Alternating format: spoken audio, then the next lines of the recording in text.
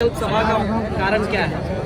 बदलाव संकल्प सभा, उस सभा के स्लोगन में लिखा है बदलाव यानी परिवर्तन, और संकल्प यानी एक इरादा कि हम ये संकल्प ले रहे हैं कि हम आगामी विधानसभा के चुनाव में बदलाव करेंगे। तो बदलाव कहाँ होगा? चुनाव यानी राजनीति, चुनाव यानी राज्य का विधानसभा का चुनाव, चुनाव यानी सत्ता का बनना, चुनाव यानी झारखंड राज्य की तकदीर को बदलना। तो आगामी जो विधानसभा का चुनाव होगा, इस सभा के माध्यम से उपस्थित लोग संकल्प ले रहे हैं कि उसमें बदलाव लाया जाएगा। क्या लगता है अभी जिस तरह से अलग अलग पार्टियों के द्वारा अलग अलग तिगड़मबाजी किया जा रहा है इस विधानसभा चुनाव में, ऐसे में आप लोग कहाँ तक सफल हो पाएंगे? जी, हम लोग वे लोग जितना टॉर्चर करेंगे, जितना कूटनीति, जितना कंस्पिरेसी करेंगे, जितनी साजिशों को रचने का कार्य करेंगे, हम लोग उतना मजबूत होके बाहर निकलेंगे और अपने आप को ताकतवर बनाएंगे।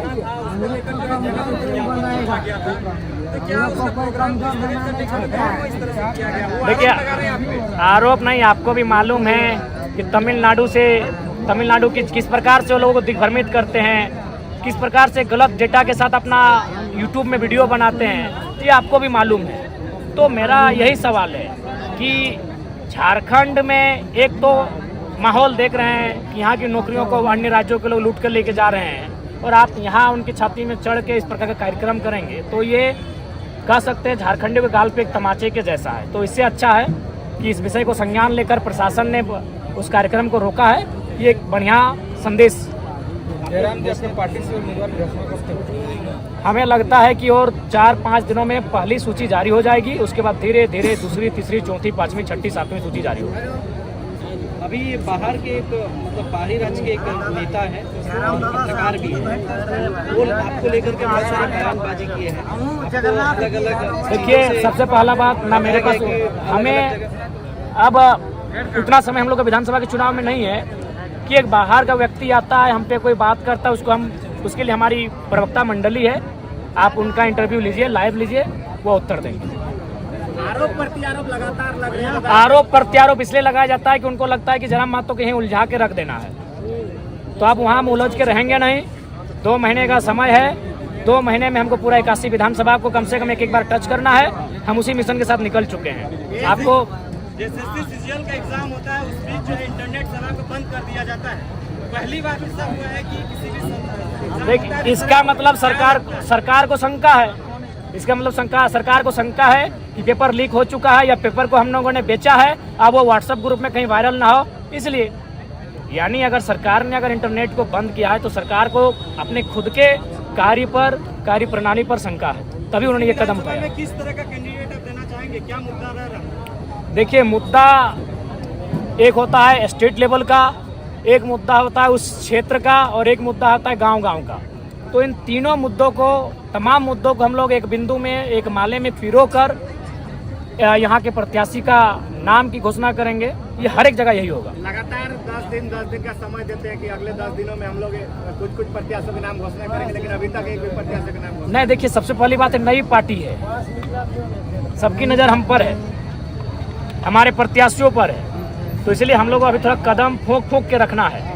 हम लोग अभी समन्वय समिति की बैठक चल रही है, उनको समझाया बुझाया जा रहा है।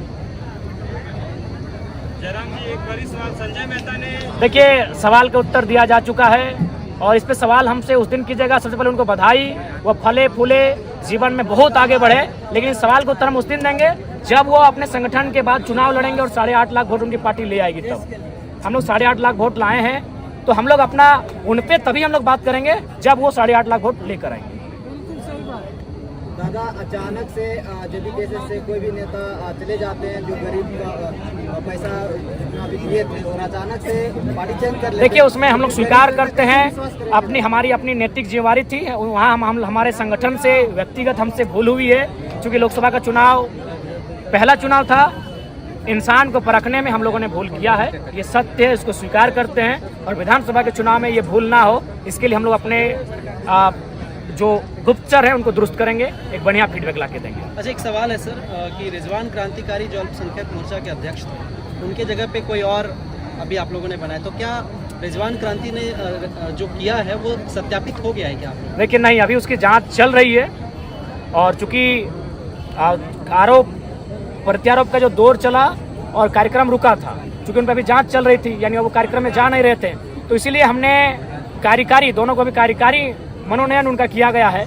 जांच की रिपोर्ट जैसे आएगी और उस रिपोर्ट में जो भी तथ्य और बिंदु सामने आएंगे, उसके बाद हम लोग एक निष्कर्ष पे पहुंचेंगे। ऐसे उम्मीद है कि वह कहीं ना कहीं वो संलिप्त ना हो, हम लोग ऐसी आशा और अपेक्षा करते हैं। जयराम महतो का और एक आया हुआ है कि चाइना से कहीं आपका फंडिंग हो रहा है। ठीक है, तो आप हमारे अकाउंट नंबर को ले लीजिए, जो नया अकाउंट, चूँकि जो भी प्रत्याशी हैं उनको नया अकाउंट चुनाव के समय बनाना पड़ता है, 10 दिन के, मतलब लेटेस्ट नया।